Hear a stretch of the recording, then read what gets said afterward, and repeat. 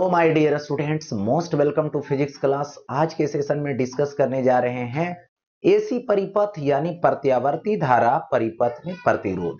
देखिए होता क्या है कि एसी परिपथ जो है अलग अलग तरीकों से बनाया जाता है, उसमें अलग अलग एलिमेंट जो है से ऐड किए जाते हैं, लेकिन 3 एलिमेंट ही है ना, जिसमें क्या होता है, प्रतिरोध होता है, संधारित्र होता है और प्रेरक होता है। तो आज के क्लास में ही बस डिस्कस करने वाले हैं यहां पर प्रतिरोध के बारे। यदि आप चैनल पे पहली बार हैं तो चैनल को सब्सक्राइब कर लें और आज की सेशन को लाइक कर दें। तो सबसे पहले डिफरेंट टाइप में जो एसी परिपथ लेते हैं उसके लिए सबसे पहले बता दूं कि जब प्रत्यावर्ती धारा परिपथ में केवल प्रतिरोध हो, यानी in alternating current circuit containing only resistance, यानी जो एसी परिपथ है इस परिपथ में सिर्फ और सिर्फ प्रतिरोध लगा रखे, प्रतिरोध की अटैचमेंट हुई है। तो देखिए यहां पर हमने प्रतिरोध ले रखा है, ये प्रतिरोध है सी, और इसको प्रत्यावर्ती धारा से ऐड करेंगे। प्रत्यावर्ती धारा यानी प्रत्यावर्ती धारा स्रोत का सिंबल ये होगा, ये हुआ, इसको हमने ऐड कर दिया। ओके, अब देखिए प्रत्यावर्ती जो धारा है वो किस पे निर्भर करती है, तो प्रत्यावर्ती वोल्टेज पर निर्भर करती है। तो यहां पर प्रत्यावर्ती जो वोल्टेज होगा वो E is equal to e naught, और ये होगा साइन ओमेगा टी, यही तो होगा, और इसी से तो विद्युत धारा निकले। अभी क्या बता रहा है, साइन ओमेगा टी माने आधे समय के लिए विद्युत धारा इधर से इधर प्रवाहित हो, और अगले आधे समय के लिए हाफ आवर काल के लिए इधर से इधर प्रवाहित हो। विद्युत धारा इधर से इधर प्रवाहित हो या तो इधर से इधर प्रवाहित हो, इस प्रतिरोध का काम क्या है, उसका विरोध कर। ठीक है, तो इस स्थिति में यहां पर यदि मैं विद्युत धारा निकालूं तो विद्युत धारा क्या होगा, तो यहां पर वोल्टेज बाई रेसिस्टेंस होगा, यानी वोल्टेज बाई प्रतिरोध।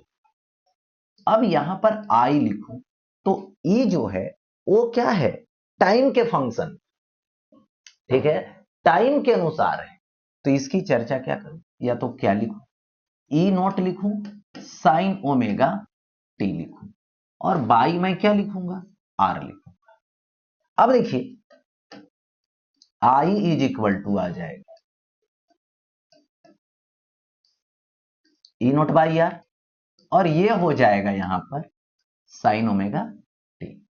अब देखिए यहां पर ई नोट बाई आर है, ये E nought by R, E nought क्या है, तो शिखर मान है किसका, वोल्टेज का, माने महत्तम मान है वोल्टेज का, और बाई प्रतिरोध, तो ये होगा आई नोट, जिसको क्या बोलिएगा, विद्युत धारा का शिखर मान, है ना, यानी मैक्सिमम वैल्यू है विद्युत धारा का, क्योंकि वोल्टेज मैक्स है तो विद्युत धारा भी मैक्स ही होगा। तो इसको अब लिखूंगा, so I is equal to I nought, और ये क्या होगा, साइन ओमेगा टी हो जाएगा। तो यहां पर आपने देखा कि ये हो गया प्रत्यावर्ती धारा का फंक्शन हो गया, समीकरण हो गया, कब, जब परिपथ में सिर्फ प्रतिरोध रहेगा। तो अब देखिए यहां पर ये क्या है, ई नोट साइन ओमेगा टी, ये क्या है, आई नोट साइन ओमेगा टी, इसका फेज कितना है, ओमेगा टी, इसका भी फेज कितना है, ओमेगा टी, यानी दोनों की फेज क्या है, सेम है। यानी कह सकते हो कि जब परिपथ में प्रतिरोध जोड़ते हैं एसी परिपथ में, तो प्रत्यावर्ती धारा और प्रत्यावर्ती वोल्टेज समान कला में होता है। क्या होता है, समान कला में होता है। तो यहां पर आई और ई, ठीक है, क्या लिखूंगा, समान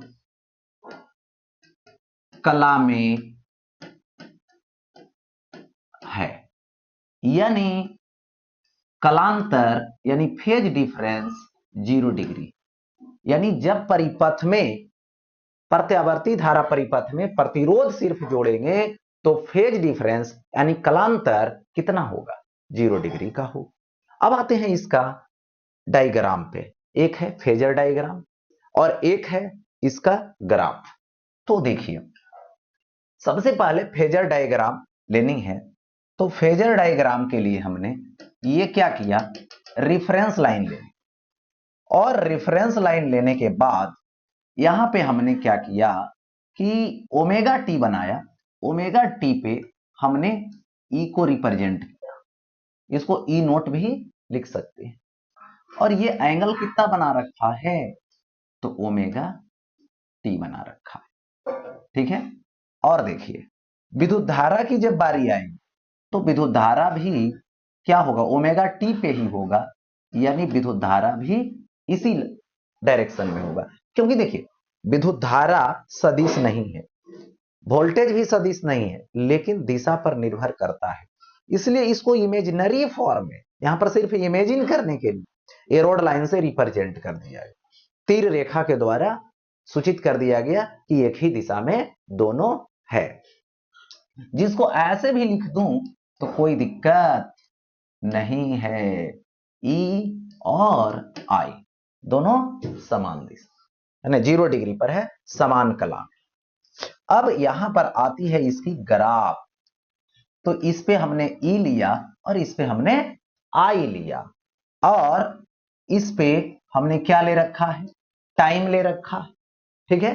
अब टाइम ले रखा है तो अब देखिए सबसे पहले यहां पर टाइम 0 लिया, तो वोल्टेज का अगर आप खींचूंगा तो वोल्टेज क्या दे रखा है, साइन ओमेगा टी की बात दिया है। तो साइन ओमेगा टी की जो ग्राफ होगी कुछ इस तरीके से होगी, ठीक है। अब साइन ओमेगा टी की ग्राफ हो गई, अब क्या करना है, विद्युत धारा की ग्राफ खींचनी है। तो पहले इसको लिख दो ई, और यहां पर ये ई का क्या है, मैक्सिमम वैल्यू है ई नोट। और उसी तरह से विद्युत धारा के बाद सॉरी वोल्टेज के बाद विद्युत धारा का खींच, तो विद्युत धारा में भी क्या आया है, साइन ओमेगा टी ही आया है। वही ग्राफ को ये भी फॉलो करेगा, देखिए इस तरीके से। सेम टाइम में मैक्स हुआ है, यहां पर आई नॉट मैक्स है, और सेम टाइम में दोनों रिटर्निंग 0 आया है।